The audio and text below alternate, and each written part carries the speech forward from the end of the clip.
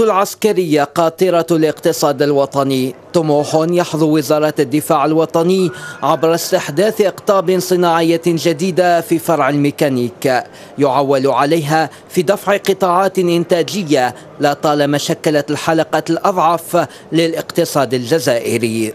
هناك 3 مؤسسات أنشئت مؤخرا لتطوير الصناعة العسكرية التي نحن نريد أن تكون قاطرة تجر الاقتصاد الوطني إلى تطوير أفضل وإلى غد أفضل للخروج من تبعية الاستيراد وخوض معركة التصدير. وزارة الدفاع الوطني عبر مديرية الصناعات العسكرية وضعت الشراكة الثلاثية كخيار استراتيجي في تنفيذ الخطة التطويرية، وذلك في إطار تفعيل بروتوكولات الاتفاق الخاصة بإقامة 3 مصانع لإنتاج شاحنات الوزن الثقيل بالعاصمة وعربات من الحجم المتوسط وسيارات الدفع الرباعي بولاية تيارت.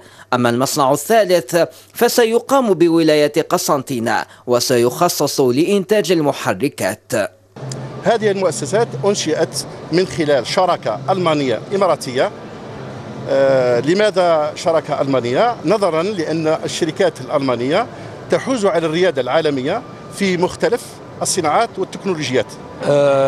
بكل تأكيد أن هذه المشاريع الصناعية ستكون سبب مباشر في خلق مناصب شغل مباشرة وغير مباشرة للمدنيين. هي مشاريع استراتيجية بكل تأكيد أنها ستكون مناصب كثيرة.